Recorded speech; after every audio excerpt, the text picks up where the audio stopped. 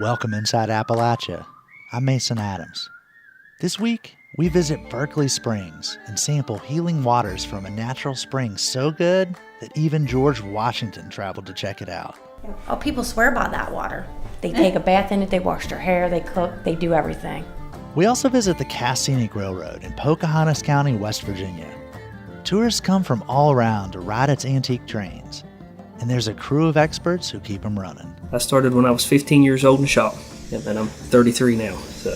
And I left for a couple years, but I always seem to come back. And we speak with Kentucky author Silas House about his new novel, Lark Ascending. It's part of a growing genre called climate fiction. And so I do hear a lot of people say the weather's different, the weather has changed. But I also hear those same people have been convinced by so many talking heads that climate change is not a real thing. You'll hear these stories and more this week inside Appalachia.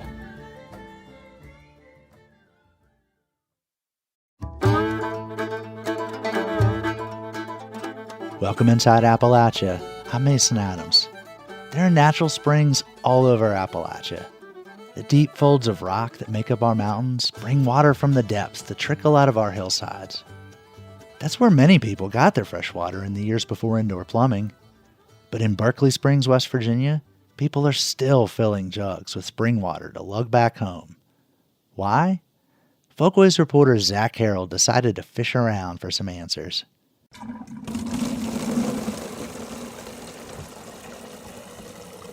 Every couple weeks, Lauren Lee stuffs a few dozen gallon jugs into this big black laundry bag. She brings the bag to a covered pavilion right in the middle of Berkeley Springs State Park, which itself is right in the middle of downtown Berkeley Springs, West Virginia. She chooses one of two brick water fountains there and begins to fill those jugs one by one with water drawn from 7 underground springs. I like coming down here. I always meet new people. It's just, I've never been able to do this anywhere I've ever lived. Lauren doesn't just come here to socialize, though. We have well water where we live, so it's a lot easier to use this on our machines in the house, like for coffee and for the plants, because our water kills our plants, and it's good for like the pets, stuff like that. The water here is free. But of course, it wouldn't be much more expensive to just buy water at Kroger or Dollar General. It would certainly be more convenient. No empty jugs or laundry bags necessary. But the water Lauren draws from these springs has something that store-bought water doesn't. And I feel like this is part of the healing and just like the nutrients that I'm getting from the earth that I'm able to like be mindful about and take it in as I'm getting it and serving myself. People have been coming to Berkeley Springs for centuries looking for a healing.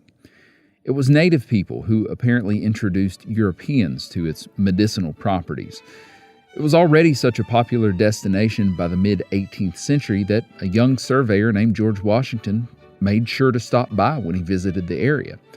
Washington would return a few times, once to cure his own rheumatic fever, and later with his wife Martha and her daughter Patsy in tow, hoping to treat the girl's seizures. In 1776, when Washington was probably busy with other concerns, the Virginia General Assembly established a town around the springs. They called it Bath, after the spa town in England. That began a flurry of development in town, and some buildings from that time still survive. There's the 2-story Roman bathhouse, built in the 1780s. For a small fee, you can still enjoy a half-hour soak in a 750-gallon tub filled with spring water. The Gentleman's Spring, where you find the water fountains, arrived in the 1800s, as did the Ladies' Spring, which is today just known as the main bathhouse. Today, anyone of any gender can stop by for a massage, sauna, or bath if they can get a reservation. Well, let's see, Friday. No, we're booked up on Friday also. Book Saturday too. You're welcome. That's Leslie Smith, who runs the front desk at the spa, and Jesse Snow, the pool manager. I stopped by the office to buy an empty jug to fill with water, only to find they were sold out. I sold 15 to one person on Saturday. Oh, people swear by that water. They take a bath in it, they wash their hair, they cook, they do everything. There's a lady that comes from China, and they come in here and all day long, 5-gallon jugs all day long, like 50 of them. Now, I didn't meet anyone from China when I visited. Closest I came was Lebanon. My friend told me about it a long time ago, and then when I moved closer, I realized I'm only 30 minutes away, then I started coming and get it. This is Fadi Taj. He's from Lebanon originally, and then Frederick, Maryland. He now lives about 30 minutes outside Berkeley Springs. But of course, 30 minutes is still a long way to drive to fill up a few 5-gallon jugs with spring water every couple weeks. Yeah, I come from a long way to get it. Why? I like it. Tastes better. I don't know, it's supposed to be natural and it's close to nature. So it probably just has some more of the chemicals in it that your body needs. It's not filtered out. Yeah, but you don't find many of these places around, there. So if you find one close, you take advantage of it. No arguing with that. We certainly don't have a natural spring right in the middle of my hometown. So without the benefit of an empty jug from the gift shop, I dumped out my Nalgene and stuck it under the spout. The water tasted like water. And one bottle probably isn't enough to do much of anything, but I didn't see any apparent effects on my health. When I got home, I called up Dr. Dorothy Vesper, a geology professor at West Virginia University, hoping she might help me understand what's in the water at Berkeley Springs that makes it so special. Turns out she's a fan too. Every time I go by, I fill my water bottle because I love Berkeley Springs water. It's good. It's good stuff. That said, she's not sold on the health claims.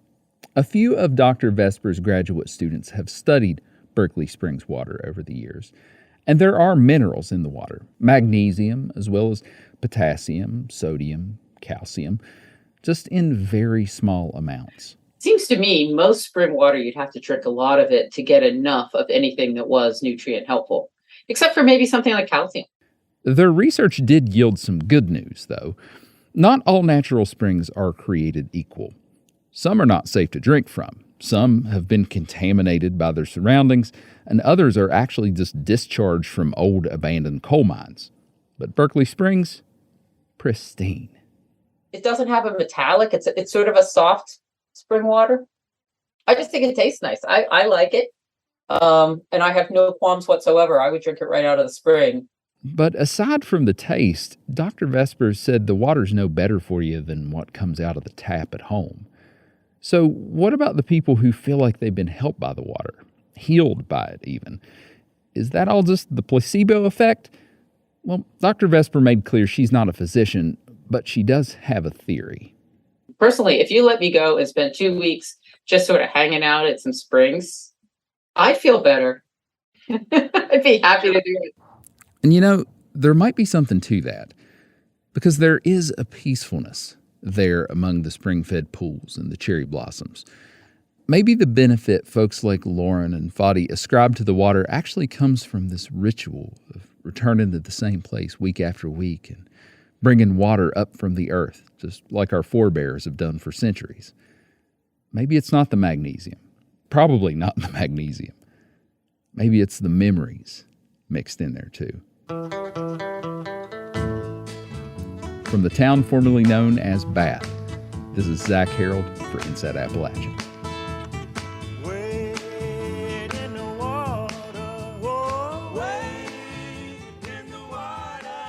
Zack is one of our Folkways reporters here at Inside Appalachia.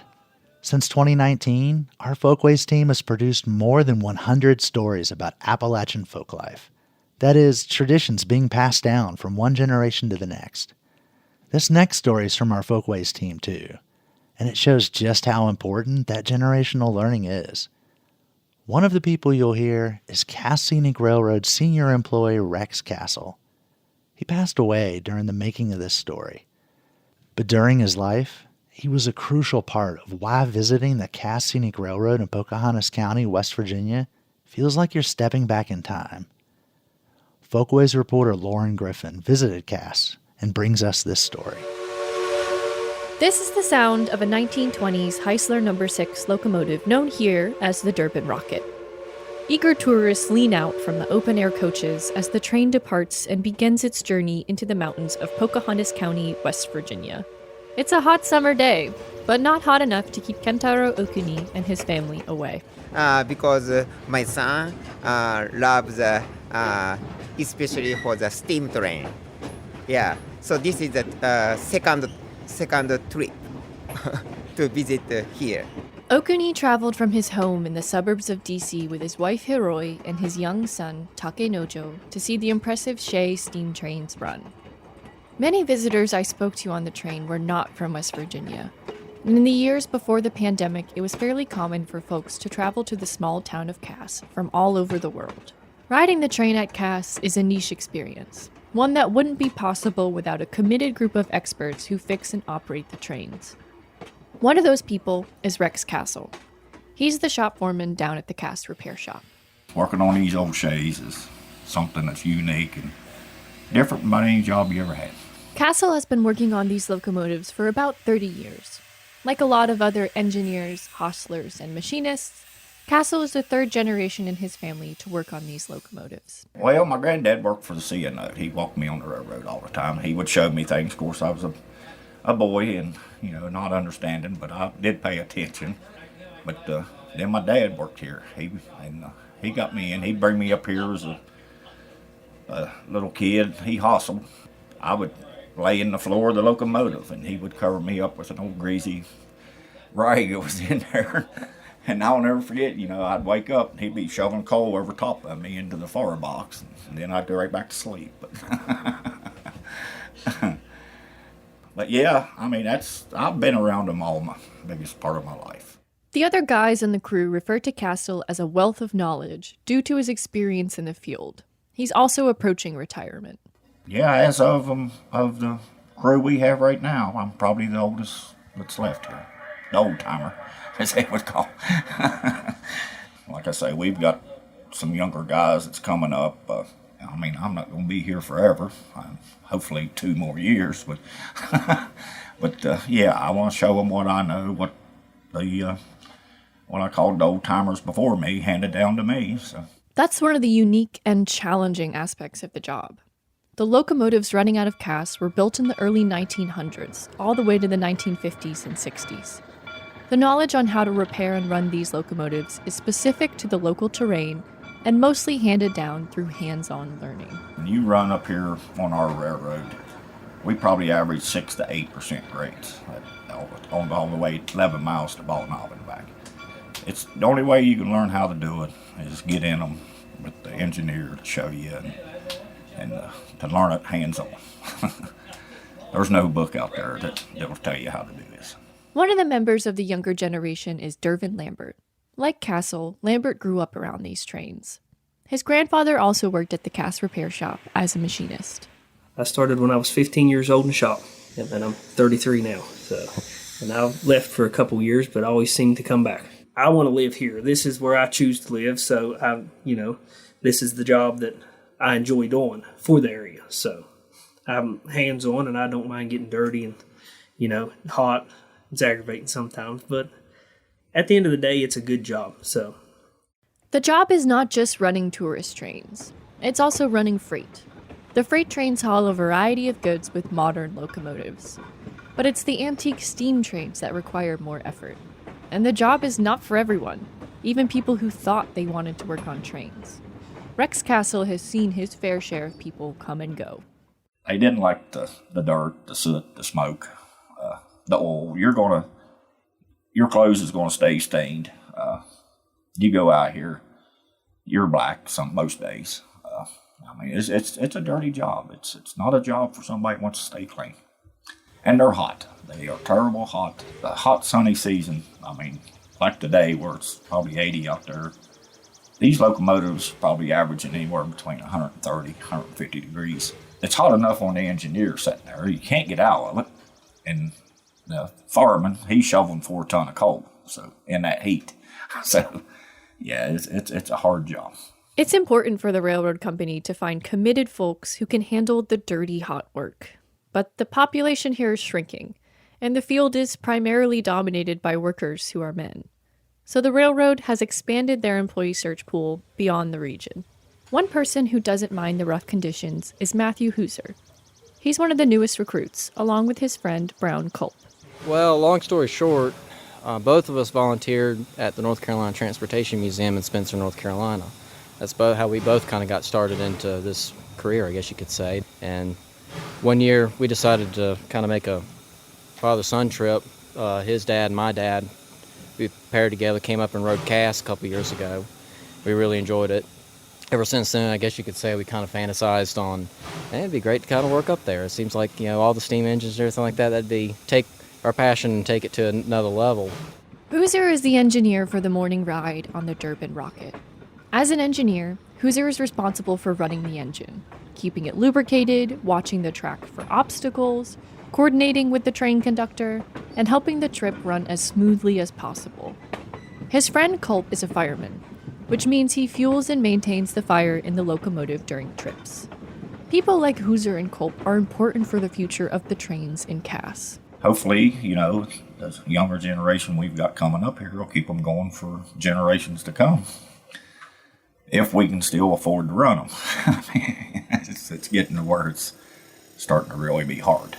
With industry costs rising, Cass employees worry that increasing ticket prices in response might push tourists away. John Smith is the CEO and founder of the Durbin and Greenbrier Valley Railroad.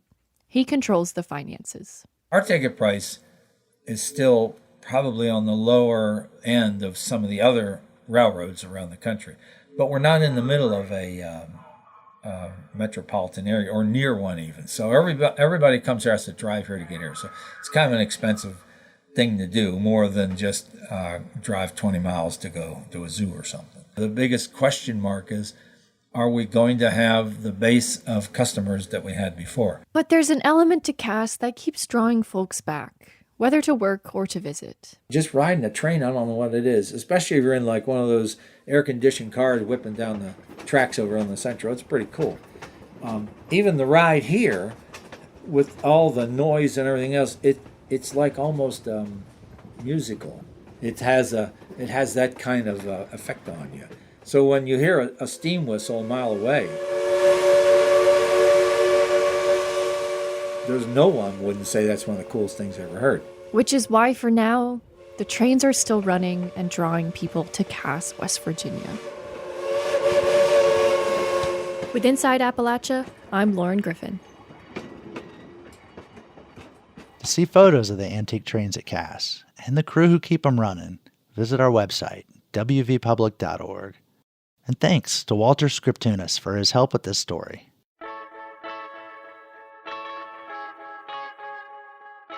In Knott County, Kentucky, students and staff recently returned to school. The first day had been pushed back after 1,000-year floods devastated the area in late July. Now, school communities are coming back together. They're still grappling with loss, but finding hope in each other. WFPL's Jess Clark reports. Morning fog still rests in the mountains above Heinemann Elementary as buses start to arrive. It's finally the first day back for Knott County schools. A kindergartner in a ponytail approaches the entrance with her mother. There are still tears on her cheeks, but she tries a smile. Hey, what's this little girl's name? Carly. Carly. Hi, Carly. Inside, students are eating breakfast. Festive back-to-school signs decorate the walls, but where there used to be green and gold tiles, now the floors are bare concrete. Workers had to strip out the floor after the flood. It's kind of like Heinemann Elementary, just with no tiles. That's Heinemann Elementary Principal Brandy Sims. Asked if this first day feels different than others, Sims says not really, and that's the point. This is just kind of your typical first day, getting kids used to the routine and how things are going. So just being back here with the kids is the most normal feeling we've had so far. It's what we've been looking forward to. Getting this building ready for students was a monumental effort. 7 weeks ago, pre-K teacher Natasha Moore's room was under several feet of water. Her and her colleagues' classroom materials were destroyed. Rugs, books, toys, covered in gray mud and toxic residue. But when school reopened, thanks to donors, their classrooms were once again an explosion of color. This will be our rainbow after the storm.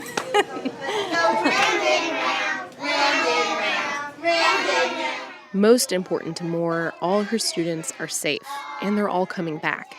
Those who lost their homes found shelter with family members still inside district boundaries. That's not the case at Emelina Elementary, a few miles away.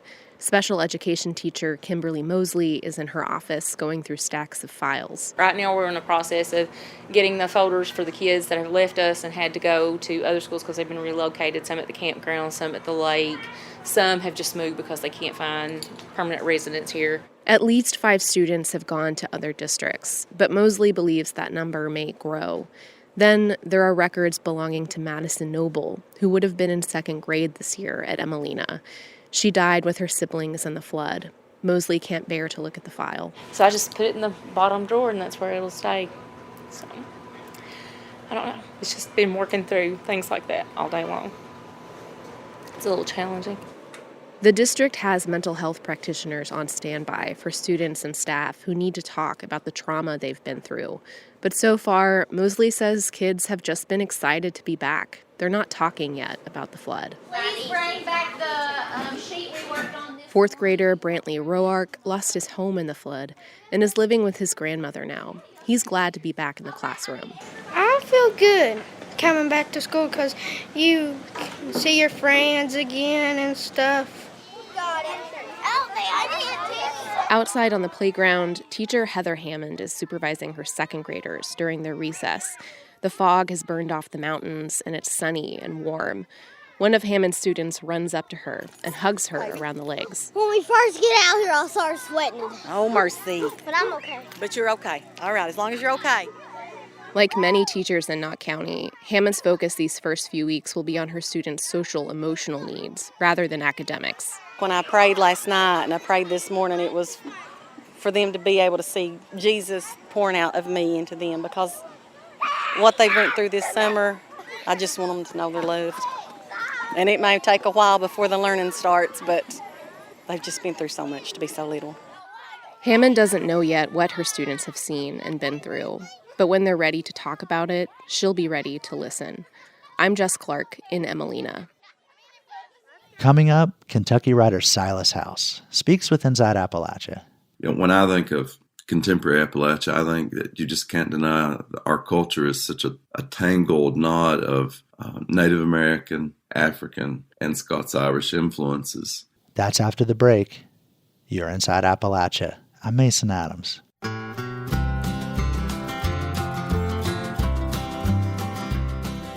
Support for Inside Appalachia is provided by Concord University in Athens, West Virginia.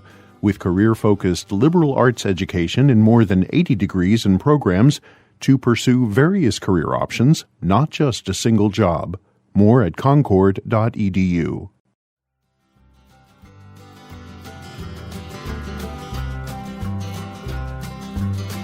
Well, there's a dark and a troubled side of life. There's a bright and a sunny side too. Amid extreme weather events like floods and fires, a new literary genre is emerging called cli-fi, short for climate fiction. Cli-fi tells stories about the effects of climate change on people and society. And Appalachian writers are penning their own works in the genre, including one of the region's premier writers, Kentucky author Silas House. His new novel is Lark Ascending, which tells the story of a climate refugee from Appalachia. Silas House, thank you so much for coming on Inside Appalachia to speak with us today. Thank you. It's my pleasure. Lark Ascending is a gripping novel. I understand you were in Heinemann in late July when the floods hit. So you have this book about a climate-changed world, and you're experiencing the effects of it firsthand there in Kentucky. What was that like? Well, I was on my way to the Appalachian Writers Workshop at Heinemann, which was sort of the epicenter of the flooding.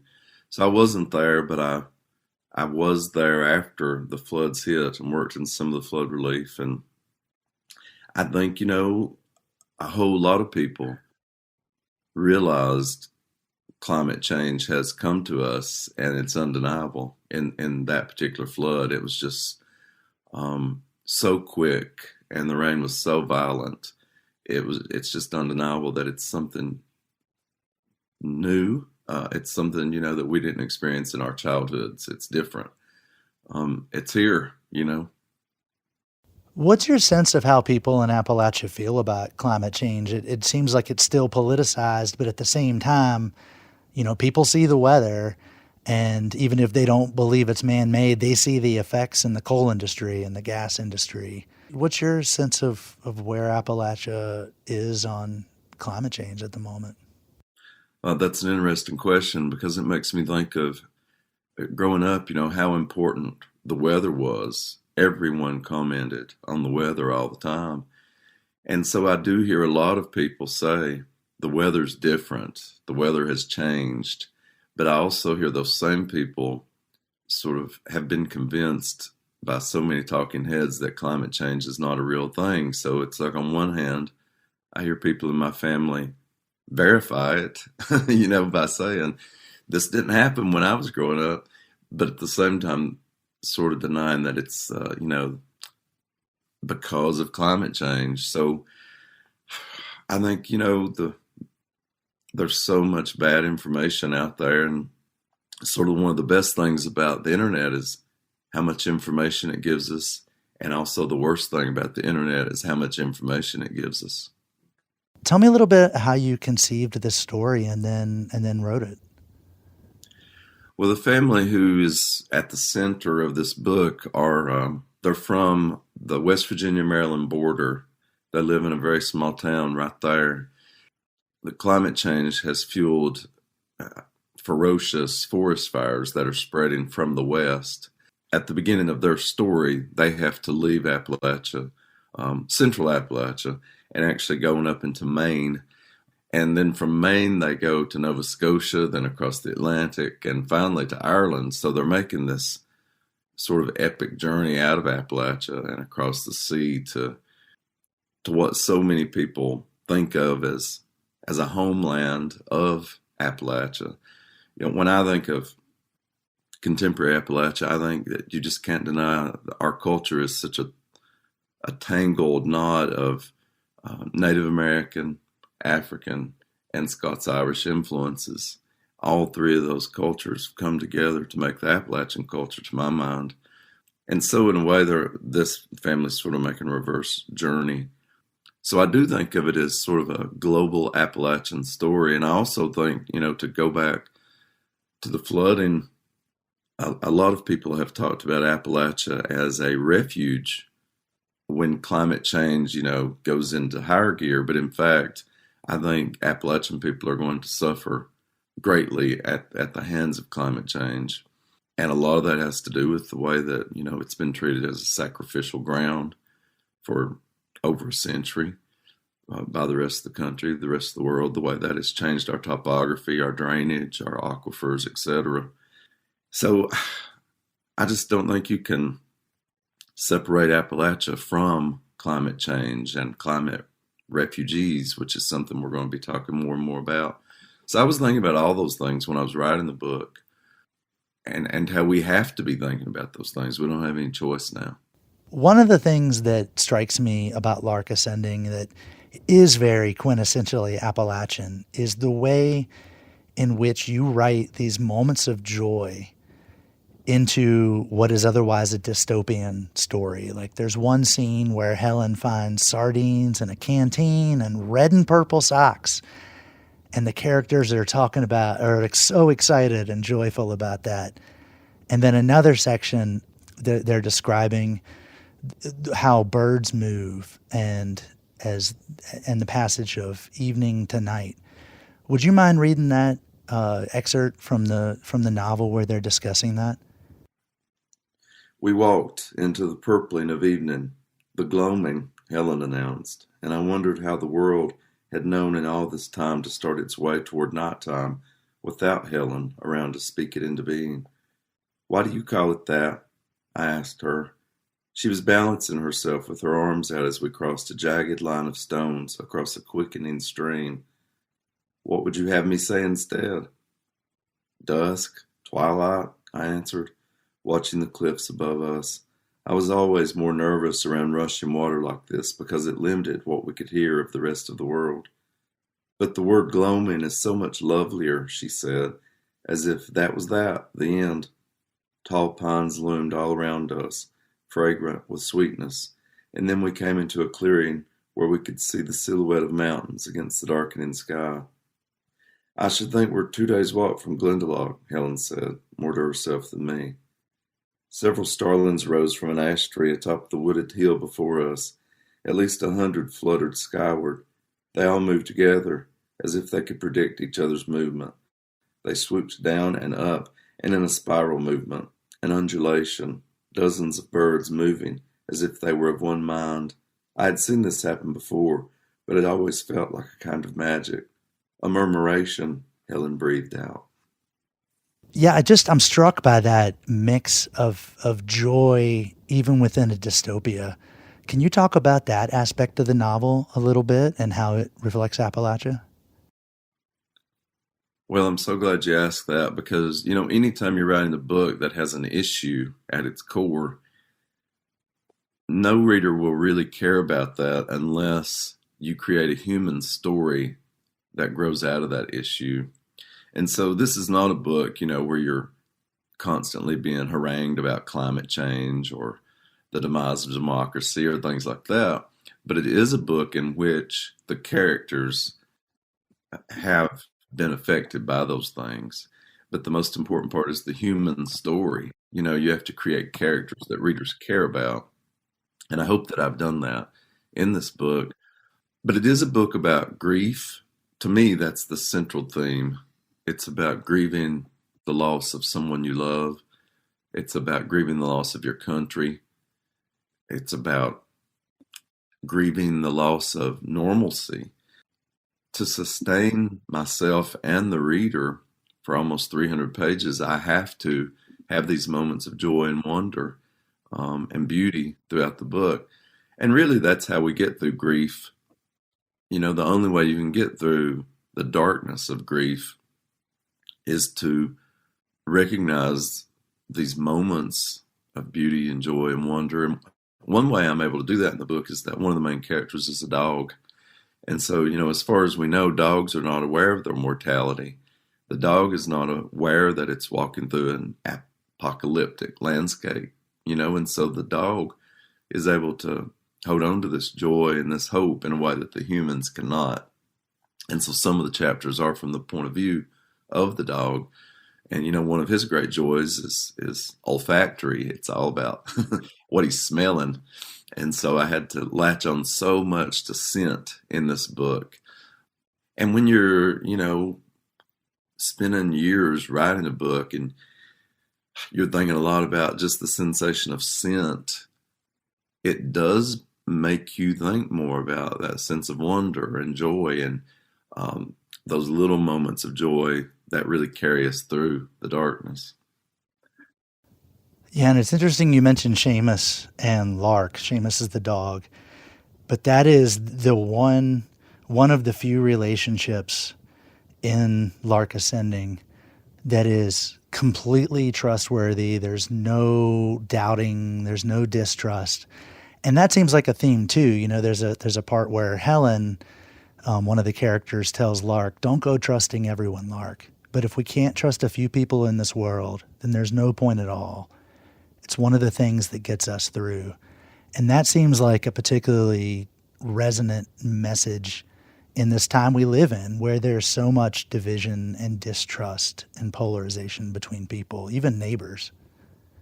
What is that quote and that consideration of trust in relationships and Lark Ascending have to tell us about today and our life in Appalachia and the U.S. today? Well, I'm afraid it just reveals more about me than anything else. And the older I get, the smaller my circle becomes, and I think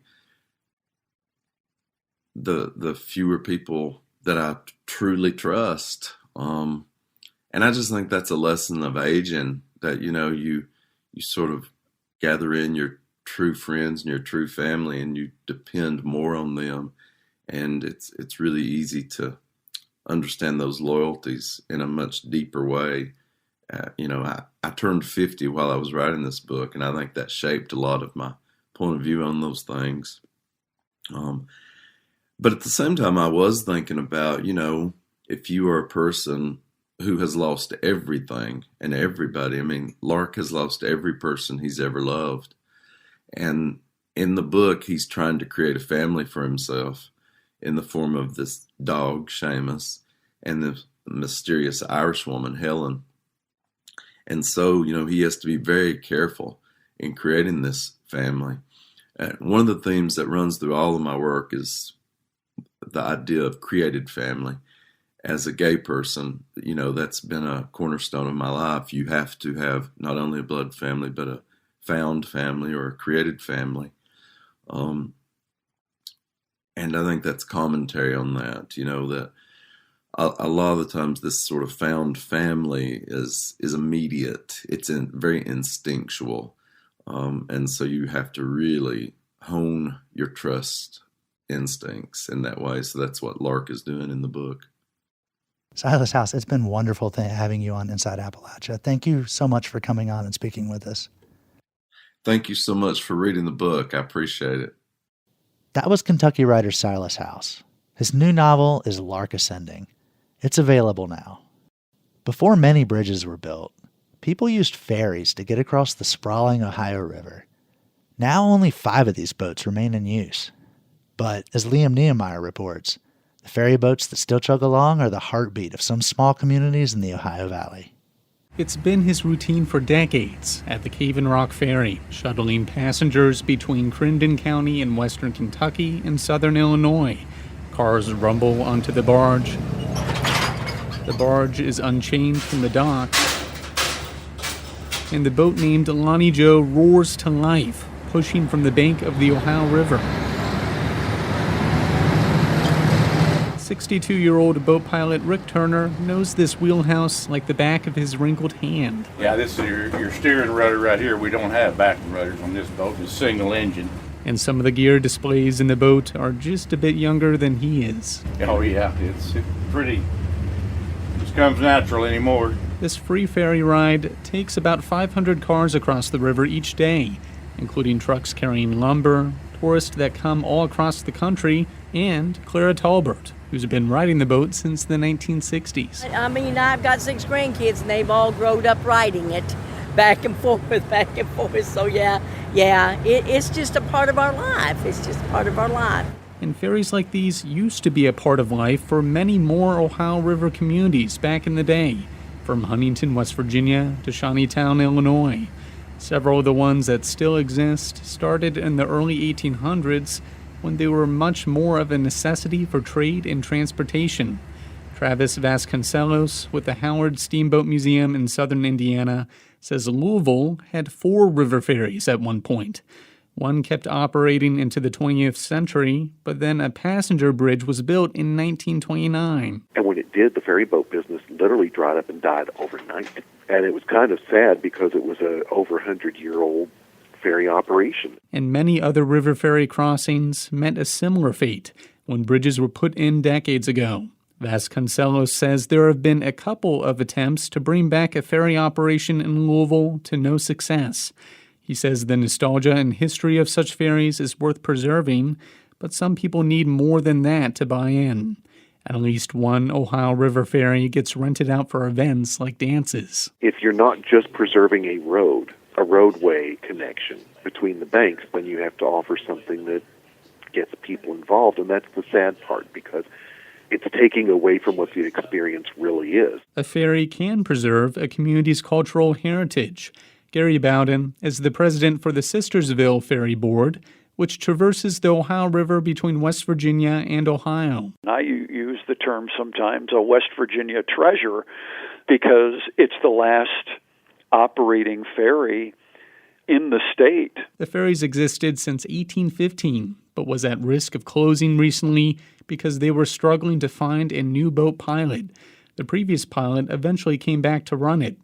Bowden says it's the stories of passengers that keep the ferry afloat. They'll tell you that, golly, I remember when I used to ride this when I was a kid, or we drove down from, could be an hour away just so we could say we rode it. Back on the Cave and Rock Ferry in western Kentucky, Clara Talbert leans on the railing, enjoying the breeze rolling off the Ohio River. And I'm glad I'm part of the history of it, that I get to enjoy it. She hopes river ferries like this one stick around for future generations.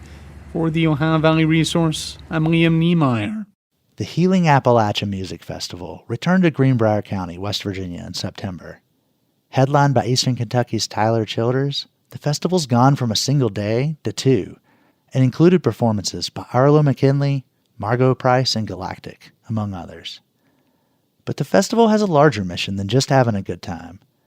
Bill Lynch spoke with organizer Charlie Hatcher about what the festival hopes to accomplish. Charlie, first off, tell me, what is Healing Appalachia? Healing Appalachia is an event that is organized and put on by Hope in the Hills. Hope in the Hills is the 501c3 nonprofit that's behind Healing Appalachia. Healing Appalachia is the event. So Hope in the Hills, tell me about that. Well, Hope in the Hills was created back in 2016. We started into this thing.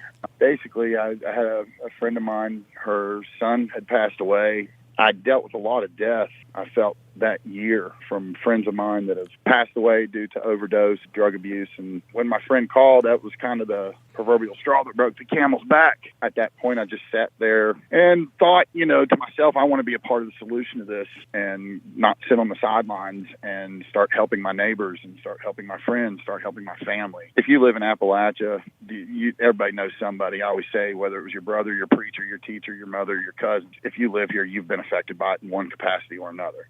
Just sitting, it's hard to sit back and watch it go down like this. We're proud people. We're hard workers. Whenever there's a disaster, such as, flooding that's gone on, you always see communities come together and lift one another up. I guess one of my personal goals with Hope in the Hills was to capture that feeling and keep it going year round. The first concert, the first festival, what year? Was that 2016, 2017? 2018. It took us about a year and a half to get the whole thing together and go through the process to become a nonprofit, assembling a board, figuring out, because we are a true definition of a nonprofit. We're all volunteer. I had to leave the board because it became way too much, and I'm the only paid employee of the board, and I'm just an independent contractor, and that's mainly because it's here in Lewisburg where I live. We're a granting organization. We're not doctors. We're not a recovery center. We grant out money to those that are working in fields of recovery. With doing this festival, have you got any pushback? Nobody ever tried heroin or meth for the first time and said, hey, I want to be an addict. You don't go into it thinking that that's the case. And let me back up to these needle exchange clinics. It's a public health thing more than anything. The rise in hepatitis, the rise in AIDS, diseases that are spread through intravenous drug use are all a public health crisis. And if we can do anything to curb that, then we should. And it's hard for folks to understand that. I have to say I was guilty of it too. I did not understand it until I actually sat down and listened and looked at the statistical data behind this. And if you look and you see where the highest rates of AIDS transmission, hepatitis transmission, they're all in areas where there are not these needle exchanges. Folks that want to do drugs are going to find a way to do it.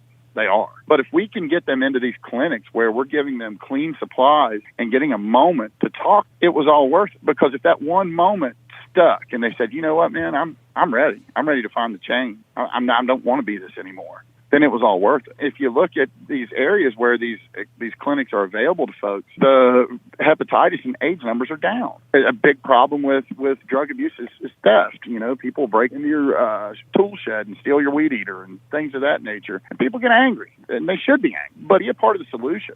Sitting back on the sidelines and throwing stones at folks is not going to get us anywhere. Getting folks to be part of the festival, has it been hard to? Well, fortunately, I work for a company called Whiz Bang, which is the management company that does Tyler's career.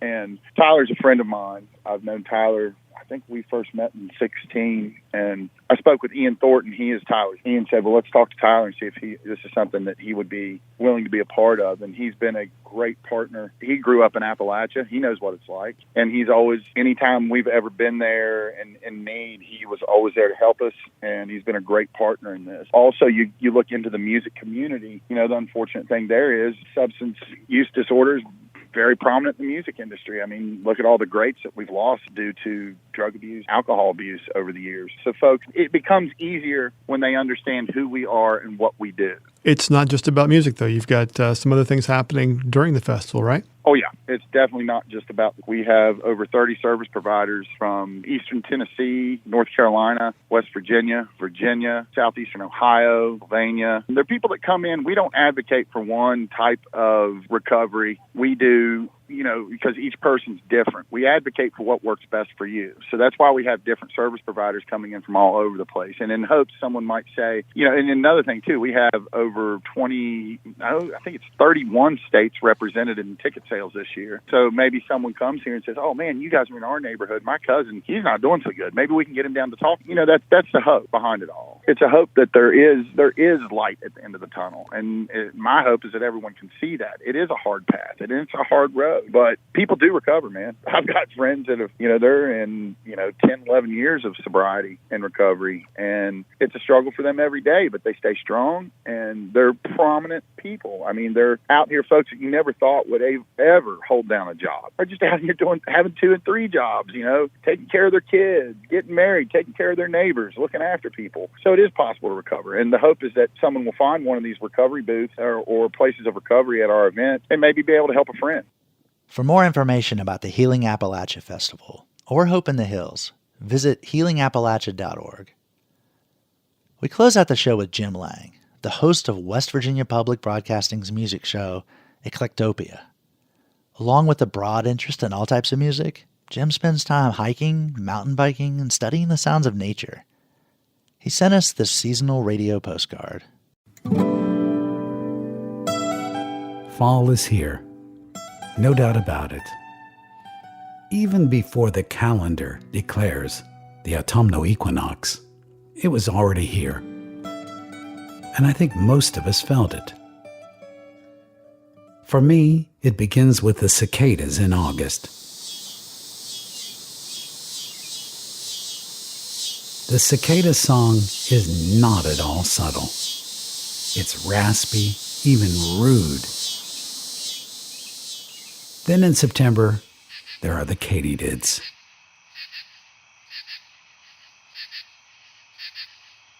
A much softer, synchronous echoing sound. And then finally, the crickets. Crickets become part of the late summer symphony. I spoke to entomologist Dr. Tracy Lesky. This time of the year, late summer, just prior to fall, you can hear some of our very common orthoptera, which are katydids and crickets, along with some of the true bugs, which cicadas belong to. So it's a really special time of year just before we reach the fall equinox, when you can hear both cicadas and katydids and crickets. These creatures are creating love songs to attract mates. Yes, those long summer evenings and nights. As crickets mature and become adults, they need to mate, and the females need to lay eggs for the next generation. And so the males create these songs to attract females to them. And so it really is a love song that the male cricket is singing in hopes of finding a female. I think for most of us, the cricket song is so mellow, so casual, and even romantic. Yeah, a cricket is basically rubbing its 2 wings together, the file and the scraper, and you can think of it almost as a violin. Those songs are really the summer lullaby as we move into fall and winter. What's the use of my wonderful dreams, and why would they need me? Where would they lead me without you? To nowhere, just nowhere. For West Virginia Public Broadcasting, I'm Jim Lang.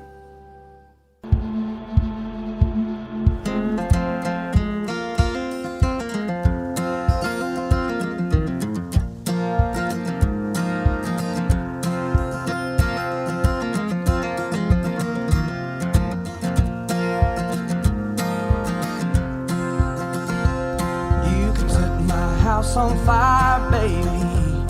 You can turn it into scented smoke. 'Cause this house is mighty cold and I feel like melting all the snow away.